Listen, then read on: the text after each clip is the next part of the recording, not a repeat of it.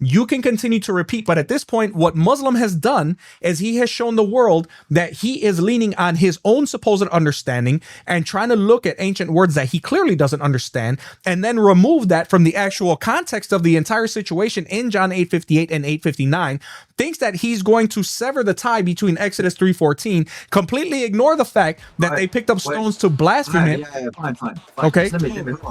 Wait. I'm not saying there isn't any. I'm saying now I don't have it now. Okay. All right. Well.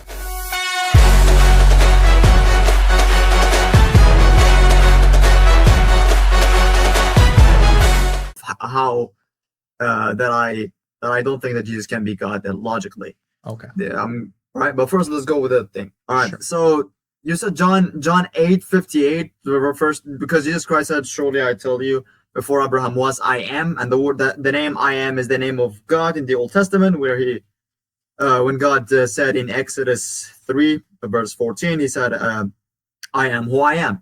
Therefore, you say Jesus Christ is kind of saying that's his name, or he's referring to himself to be that I am. Therefore, he is claiming to be God, and that's why the Jews started picking up stones. And you mentioned that also that it's the same wording is used in the one that is used in John 8, and the same wording is used in the Exodus in Greek language. You mentioned it also. It said ego eimi, or however you want to pronounce it, pronounced that way. Well, no, it's not mentioned in the same way. It's not the exact wording. The exact wording, it would be in Exodus, is that ego eimi ho'an. So the divine name for God there is ho'an. By the way, in the Septuagint, right? In Septuagint Greek of the Old Testament, which Septuagint, by the way, if anyone is not familiar with it, it was a Greek version of the Old Testament, which was translated or was made by Jewish scholars to the Jewish communities, which were Greek-speaking people, and that's why the Septuagint was made for them to be able to read and to understand the the wordings or the Word of God in their languages. And that's why the wording is not the same. So okay, what is Jesus Christ saying? Let's stop there. Let's stop there, because you're talking. Well, here, let me just stop. I'm not going to be rude about it. All right. Now, here's the thing about your point. The wording is not the same. Objection doesn't actually erase the connection, even if you were correct, because the significance isn't in a letter for letter match. Okay. Yes, it is. No, it's not. It is in how the phrase was understood in the Jewish religious context of the time. In Exodus 3:4, brother. You talk for a while, okay? I lose patience very quickly. You're not going to talk over me. You're not going to start, because here's the thing. You're saying a lot of falsehoods, and I'm going to stop them in their place, right?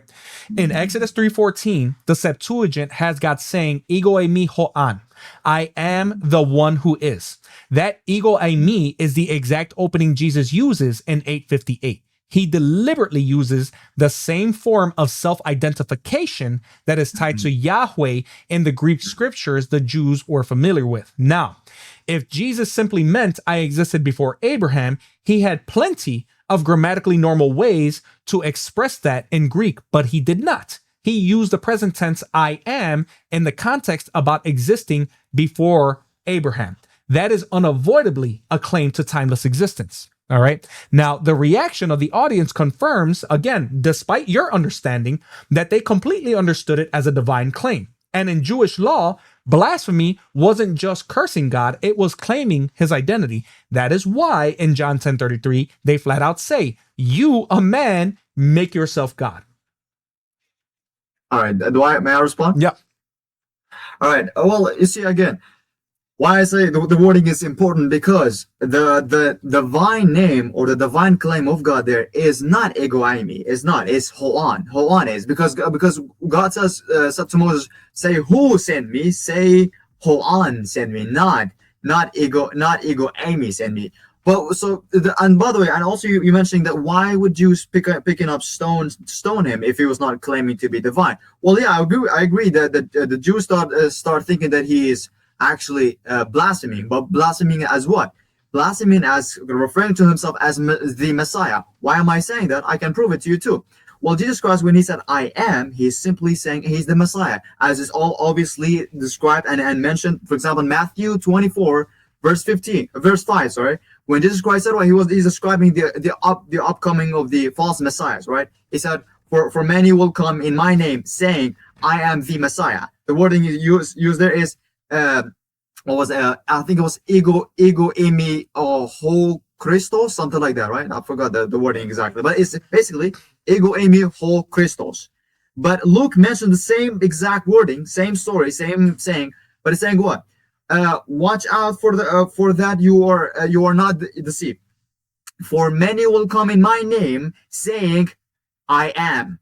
And then Jesus Christ started speaking, but without saying I am the Messiah. So the wording is used is ego eimi, the exact same wording.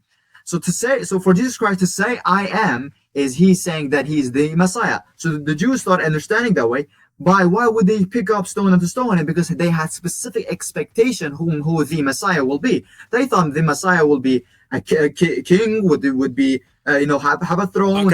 Okay. Muslim. Slow down, brother, because you're monologuing here, and unfortunately, you're trying to jump from one thing to one thing to one thing, and you're wrong about all of it. So you are correct in what you say that ego eimi isn't always a divine claim. Okay, so in places like Matthew 24:5, it is used in a simple I am he sense, but context is everything. Okay. In Matthew 24, Jesus is, hang on, and let me bring up this source here real quick, because I want to make sure that we are being accurate about what we're saying here. Okay. Now you are saying that it didn't always mean that. Now here in Matthew 24, Jesus is talking about false messiahs claiming his role. Ego eimi there is just normal self-identification. So I don't even know what you're talking about with that. Now, John 8:58 is a different animal. First, the conversation is about Abraham and its origins, not titles. Okay. Now, the present tense I am, which is tied to existing before Abraham, is unnatural Greek if he's only claiming to be the Messiah. That's the first time I've ever heard anyone try to say something like that. Okay. Secondly, the reaction of the crowd shows they didn't take it as I'm the Christ, but something far more. Okay. Which was a claim to divine identity, which under their law meant stoning. They picked it up to stone him, right? So what you said about him claiming to be the Messiah is complete ad hoc. Even in the Septuagint, Exodus 3:14 starts with ego eimi, which is exactly what Jesus uses here. Early Jewish and Christian readers recognized the link, which is why the earliest church fathers like Irenaeus and Against Heresies pointed to John 8:58 as Christ identifying with the eternal I am of the Old Testament. Now, the problem with reducing John 8:58 to I'm the Messiah is that the conversation's context doesn't fit that. In Matthew 24:5, where Jesus says, ego eimi ho Christos, the wording clearly identifies someone as the Messiah, and no one picked up stones. That's what you conveniently skipped over, because claiming to be the Messiah wasn't automatically blasphemy under Jewish law, and you can look it up for yourself. But in John 8:58, Jesus is not talking about messianic office. He's talking about his existence before Abraham, using the present tense ego eimi there instead of the natural past tense mirrors the opening of God's self-revelation in the Septuagint's Exodus 3:14, ego eimi hoan, which his audience knew.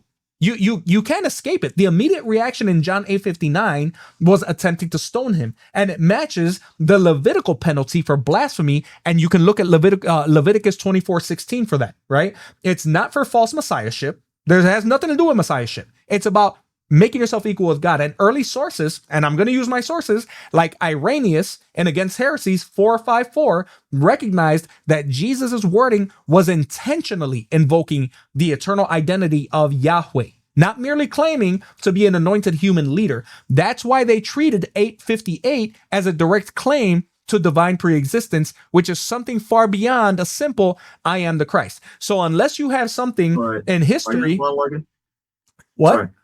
What was that? Are you done? So I was saying, because you kind of a bit monologuing. I was just like, if you're done, just let me know. Well, it's not about monologuing. You went out, you made like 17 different points, and they were all lies, and I let you talk, right?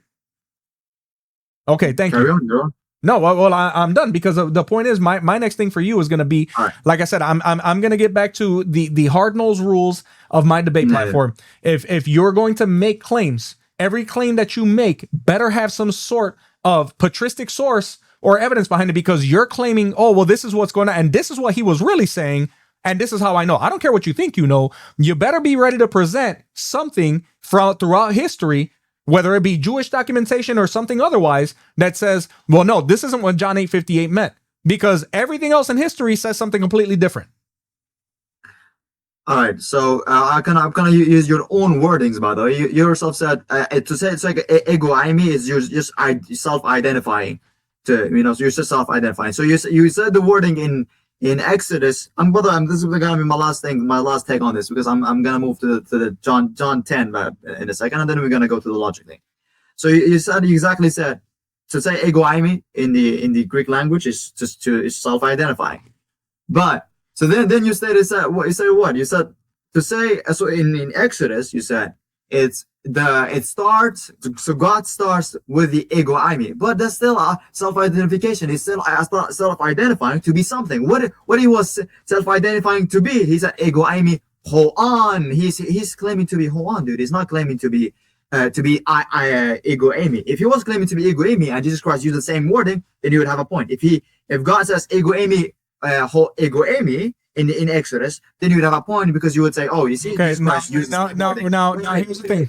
Stop. No, I'm gonna hold you. No, brother, don't no me, okay? Because you can have the door hit you. Don't let the door hit you on the way out, brother. All right. I'm gonna stop you right there, because again, you're trying to talk fast and you think you're sneaking this crap past, and you're not, right? Where your own framing actually makes the dilemma worse for your position. Now, number one, I told you that if you're going to keep repeating this lie, you'd better have some sort of scholarly data that backs up what you're saying. What scholarly data do you have that states that what you're saying is the actual case of that conversation? I don't care about your no. Stop. I don't care about your understanding of it.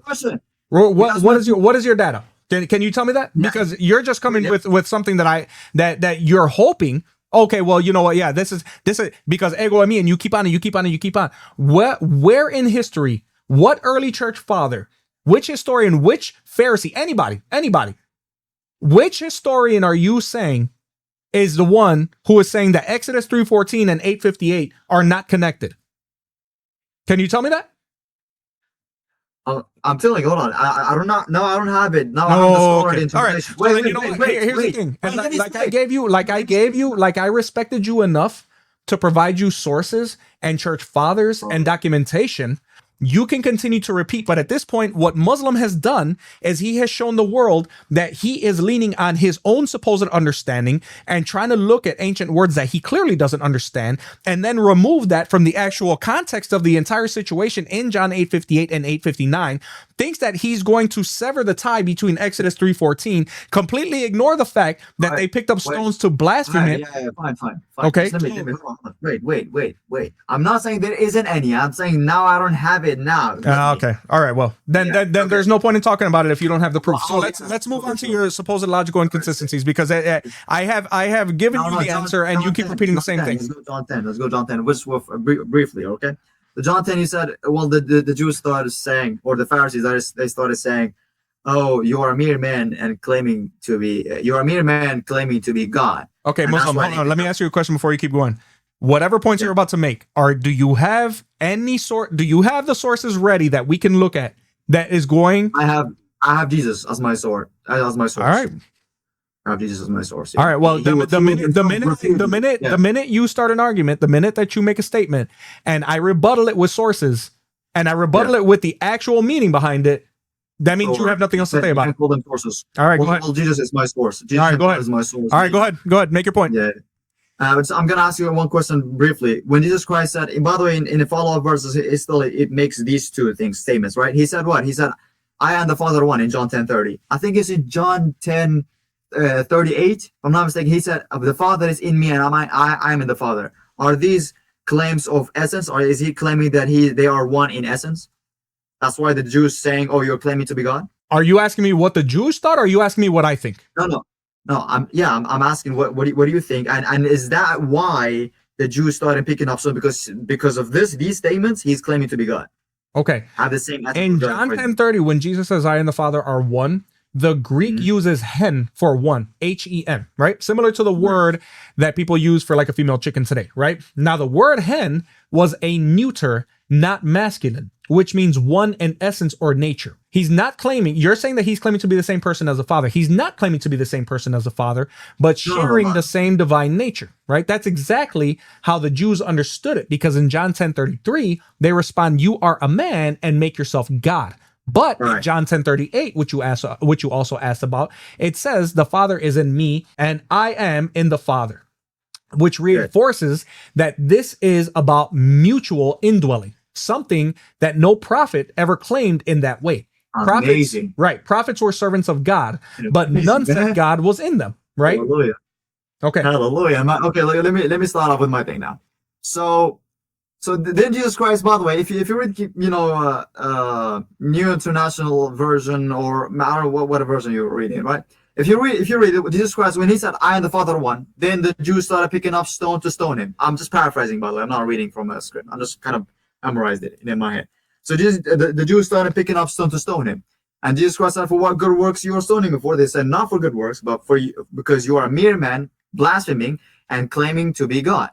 Then Jesus Christ said, then refer to the a claim from the Old Testament, which is from the Psalms 82 verse 6, right? You're familiar with, brother. And he said that God said, God is basically calling the Jews gods, right? So then Jesus Christ is showing their hypocrisy. If you are called gods, then why not stoning each other? No, that's not the point. Then Jesus Christ went on saying, and he said, then why you accusing me of blasphemy when I said I am God's son? So hold on, here's the thing. When Jesus Christ is talking like this, he's trying to refute them after they claimed that you are claiming to be God, or referring to Jesus. And Jesus Christ is trying to refute them by showing their hypocritical side, and also not only that, then calling that a claim of theirs of Jews, calling it an accusation. If I said someone, you have robbed the bank, and they have never done that, they will be like, wait, why are you accusing him? I've never done that. But that would be the case, right? And that's what Jesus Christ is saying. He's basically, the wording is not important if he says you accuse me or not, because in some translations it says you accusing me. In some translations it doesn't say you are accusing me. It doesn't. The word accuse is not there, maybe. But the issue is this: is that Jesus Christ, the issue is for Christian, that Jesus Christ is denying that. And Jesus Christ further clarifies what he means by that oneness, though. And here's the thing. So in John 17, right, verse 20 and 20, like 23, 24, Jesus Christ basically saying what? Just as the Father in me, and I am in the Father, so they, referring to his disciples and believers, so they may also be one with us. If that oneness, being with one another, or being in each other, if that is, well, Jesus Christ is saying just as, therefore he's describing the same oneness, right? Therefore, you would have 15 in one. Now you got Trinity and also 12 disciples. Now you've got 15 in one. But that's not the case. That's not what it actually means. It means oneness in purpose, unity, and love. So that's why if you would be consistent and be consistent, you would also interpret the John 10:30 also as oneness in purpose and love and unity. But so then okay, Muslims, stop, because okay, stop. Listen, stop. You're not going to come in here and turn my stream into a sermon for your gish galloped and horribly ad hoc put together ideas. Okay. Now you think that you're using my scripture to refute me, which I think is nothing short of hilarious, because all it shows is that you don't know what you're talking about. All right. The unity purpose argument for John 17 doesn't actually erase the earlier claims in John 10. In John 17, 21, 22, and 23, Jesus prays that believers may be one as we are one. But the comparison isn't about humans sharing God's essence. It's about reflecting the perfect unity the Father and the Son already have. That is called a simile. That's not an equality statement. And the disciples can be united in mission and love, but they will never share the eternal nature of God, nor did Jesus ever say that they did. And in John 10:30, the oneness that he speaks of is explained immediately by the Jews' reaction in 10:33. Again, you a man, make yourself God. If Jesus meant nothing more than unity in purpose, he could have clarified that and avoided the stoning attempt, but he didn't. Instead, in 1038, he actually doubles down and says, the Father is in me and I am in the Father, which is mutual indwelling, unique to deity. That's why early in stop, dude. Stop trying to cut me off. You're not going to crowbar your horrible understanding of what scripture actually says because you heard somebody say it and you thought it was clever, because it's not. It's easily debunked. That's why early interpreters like Tertullian in Against Praxeas 22 saw John 17 as believers being brought into fellowship with the divine, not into the divine essence itself, while John chapter 10 remains a direct claim to sharing the Father's nature. Now, that says nothing of the original problem with your take, where John 10 doesn't actually weaken Jesus' claim. It actually strengthens it, because he quoted Psalms 82:6. I said, you are gods. He's not backing away from his divine identity. In the Psalm, gods refers to human judges who represent God's authority, yet they still die like men. Jesus' point was, if flawed men can bear the title because of their role, how much more legitimate is it for him, the one whom the Father sanctified and sent into the world, to call himself the Son of God in 1036? That's not hypocrisy. It's an argument from lesser to greater. And once again, which again, every Muslim wants to sidestep and pretend like it's just no big deal, the audience understood this as escalating and not downgrading his claim. That's why the stoning threat continues in the passage. In John 10:38, he seals the point. The Father is in me and I am in the Father. That again is mutual indwelling, and no prophet or judge ever claimed, and it matches the divine essence idea, which was already implied in John 1:1 and seen again in John 8:58. Early Christian writers, again, I'm providing sources, counter nothing like what my opponent is doing. Okay, if you look at early Christian writers like Ignatius in his letter to the Ephesians, chapter 7, verse 2, it reads John 10 in exactly that way. Not as Jesus retreating from divinity, but pressing it further in a way that left his opponents with only two options. You either believe him or you accuse him of blasphemy, which is what the Jews did. Now, I'm going to give you one more chance, Muslim, but if you don't provide any sources or anything behind it, I don't care what your understanding of things are. If you don't have like some sort of proof or evidence behind the accusations that you're making, or the understandings that you have, it means absolutely nothing. What does do you know the theology of theosis in Orthodoxy? No. You don't know about that? No. I may educate you. Well, according to Orthodox, not all of them. You just say you do not know. Then it's fine to be educated, dude.